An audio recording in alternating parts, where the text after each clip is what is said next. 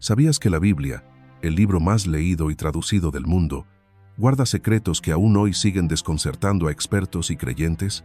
Hay historias y detalles que parecen demasiado extraños, incluso inquietantes, para haber llegado hasta nosotros.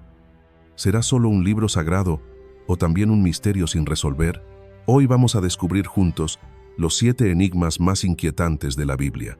Prepárate, porque lo que vas a escuchar puede cambiar la forma en que ves este libro milenario. Misterio 7. Shakespeare y la Biblia.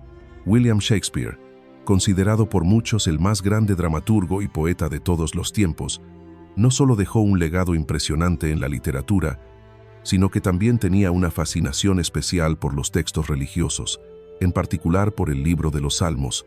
Este libro, lleno de poesía y simbolismo, era una fuente constante de inspiración para muchos en su época. Pero aquí viene la parte realmente intrigante. Hay quienes sostienen que Shakespeare no solo admiraba la Biblia, sino que pudo haber participado activamente en la famosa traducción al inglés de la Biblia King James, publicada en 1611. Esta versión fue un proyecto monumental que involucró a un equipo de eruditos y lingüistas encargados de traducir los textos bíblicos desde el hebreo, griego y latín a un inglés accesible pero elegante, y hoy es una de las traducciones más influyentes en la cultura anglosajona. La supuesta prueba de esta conexión secreta se encuentra en el Salmo 46. Si tomas este salmo y cuentas exactamente 46 palabras desde un punto específico, y luego haces lo mismo contando hacia atrás, en ambos sentidos aparece el nombre oculto, Shake y Spear, lo que formaría Shakespeare. ¿Un mensaje cifrado? ¿Un homenaje oculto? ¿O simplemente una coincidencia? Este descubrimiento ha fascinado a expertos y curiosos por igual, porque el número 46 coincide con el número del Salmo, lo que hace que esta supuesta firma escondida sea aún más misteriosa y simbólica. Algunos creen que los traductores, conscientes del genio literario de Shakespeare y de la importancia cultural que él tenía, quisieron rendirle un tributo secreto. Otros piensan que es una casualidad sin mayor significado, producto de la numerología y el análisis forzado. Pero ¿qué tan probable es que los traductores de la Biblia se hayan tomado la libertad de esconder mensajes personales en un texto sagrado y tan riguroso?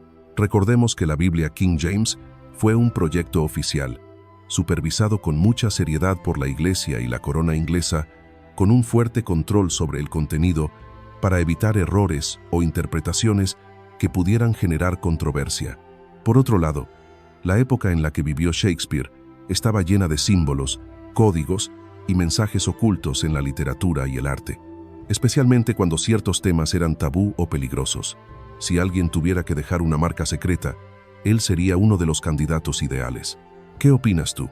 ¿Crees que este hallazgo es una señal de que Shakespeare dejó un mensaje oculto dentro de uno de los textos más importantes de la humanidad?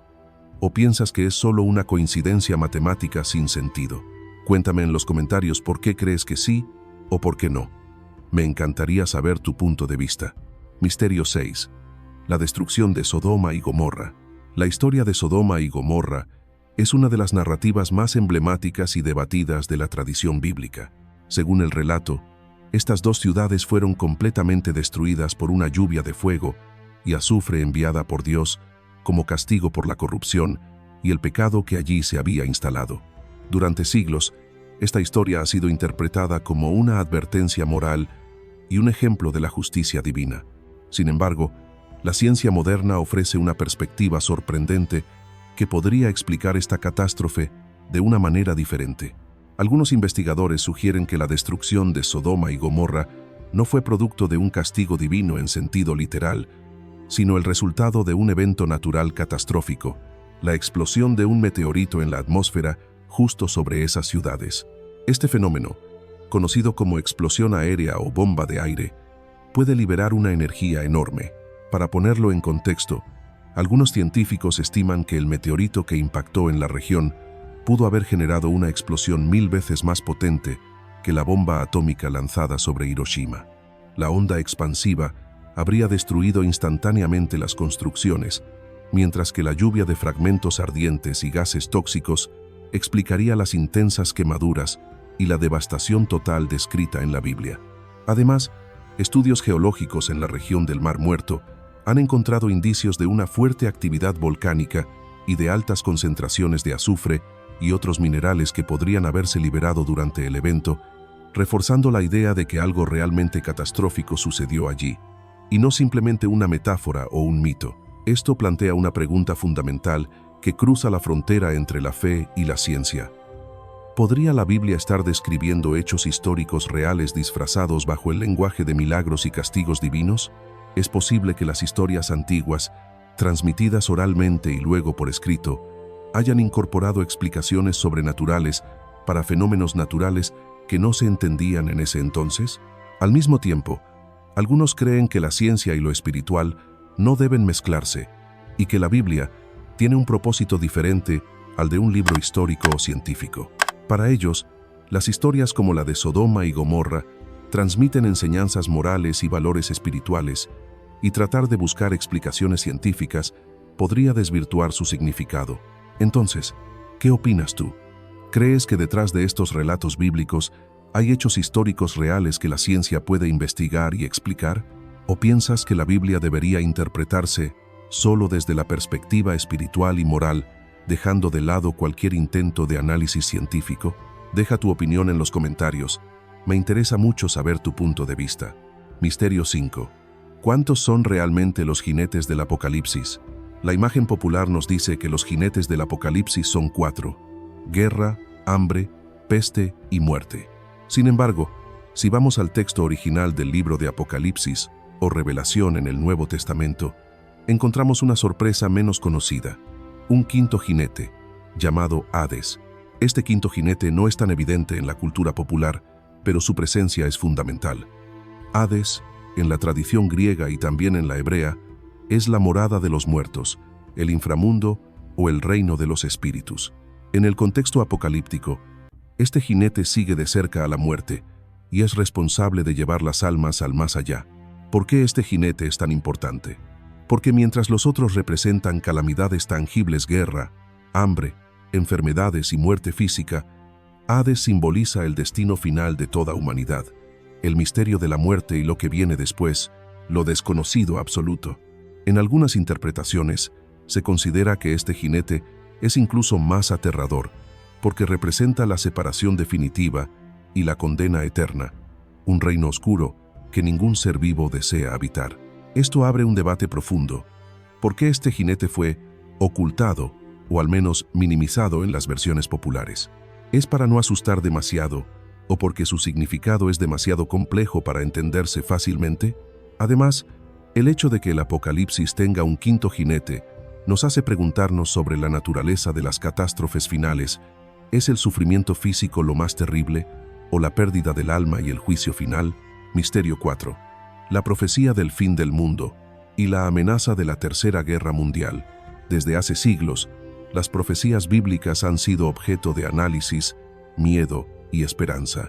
En particular, Jesús y el profeta Daniel hablaron sobre un período llamado el principio de dolores, un tiempo de guerras, hambres, terremotos y calamidades que marcarían el fin de una era y el comienzo de una nueva.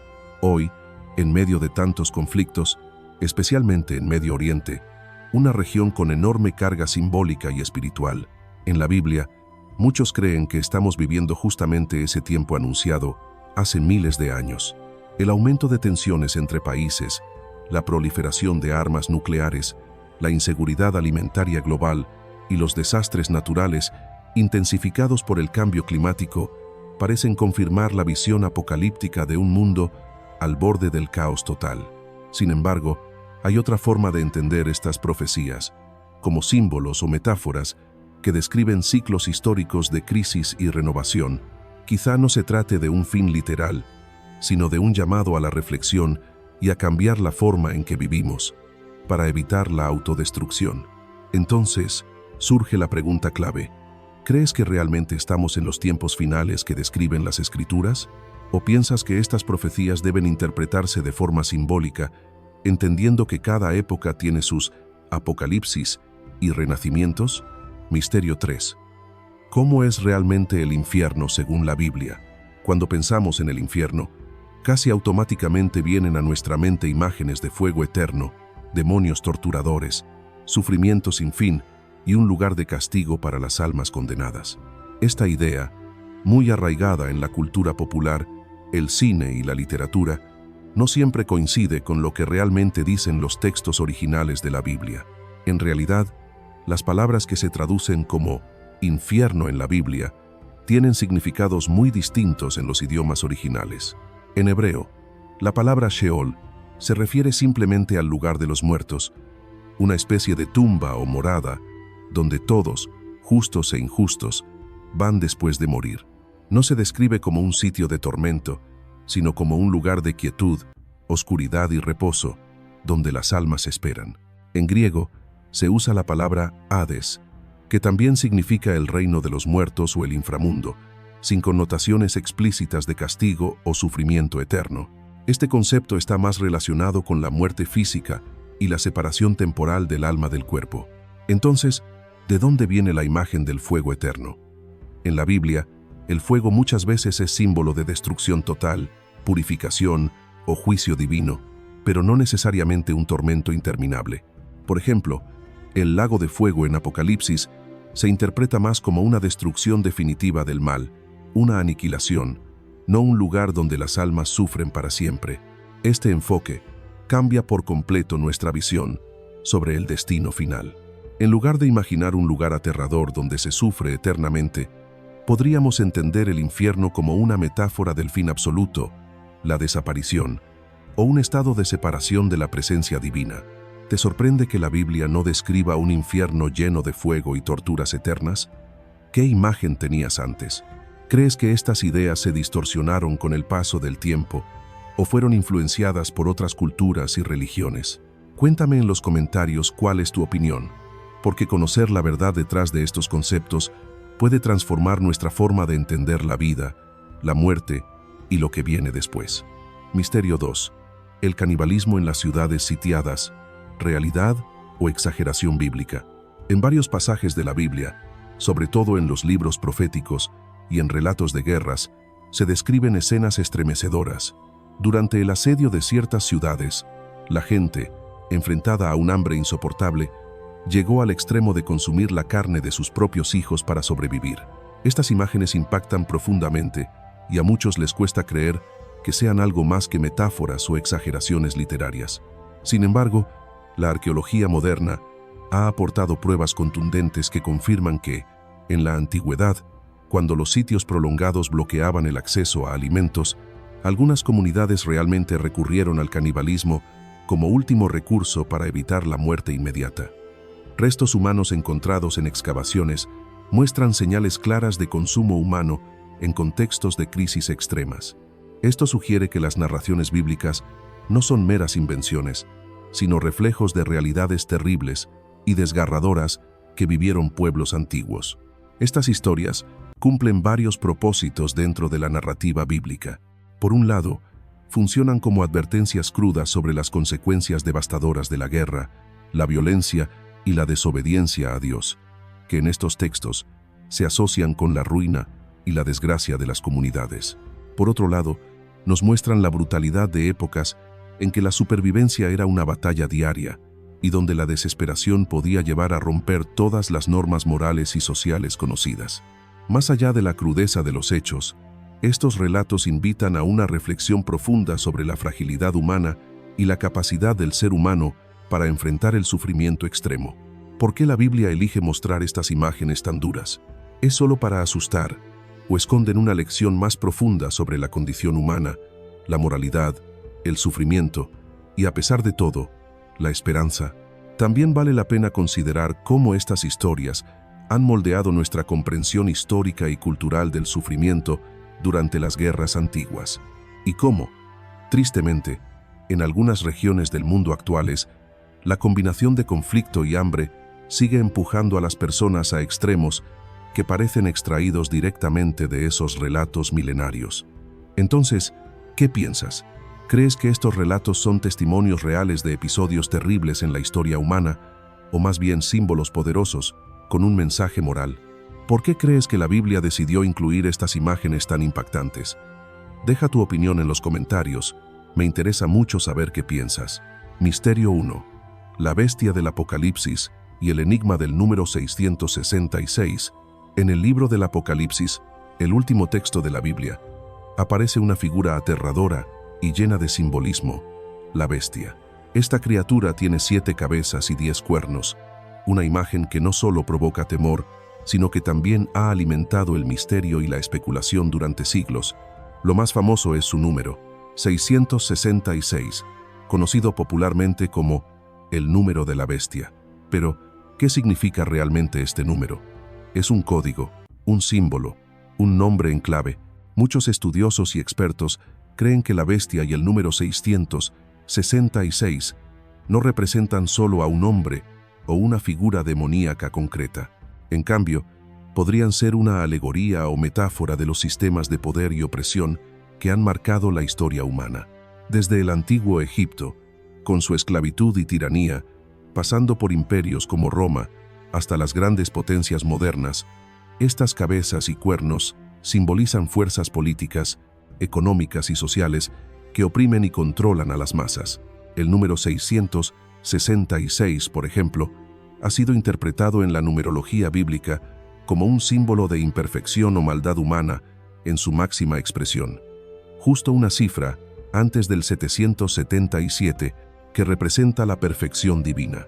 Algunos han tratado de relacionar el número con nombres históricos mediante códigos alfanuméricos, sugiriendo que podría ser un código secreto para identificar a líderes corruptos o sistemas políticos malignos. ¿Y qué hay de la imagen de la bestia, con sus múltiples cabezas y cuernos? Las cabezas podrían simbolizar diferentes gobernantes o épocas, y los cuernos, sus poderes o ejércitos, uniendo la idea de un mal persistente a lo largo del tiempo que se manifiesta en distintas formas. ¿Qué crees tú que representa esta bestia y su número? ¿Una persona, un sistema o algo más? Me encantaría leer tu teoría, porque la historia de la bestia sigue viva en nuestra cultura y pensamientos, y entenderla puede revelarnos mucho sobre nuestros miedos y desafíos actuales. La Biblia es mucho más que un libro religioso. Es un enigma que ha atravesado siglos, lleno de símbolos, misterios y relatos que desafían la comprensión. ¿Cuál de estos misterios te sorprendió más? ¿Conoces algún otro que no haya mencionado? Usa la palabra clave misterios en los comentarios para que podamos seguir esta conversación y descubrir juntos qué hay detrás de estos secretos milenarios. Y si te gustan estos temas que combinan historia, fe y misterio, no olvides suscribirte a Salmos del Silencio para no perderte ninguno de nuestros próximos videos. Nos vemos en el siguiente misterio.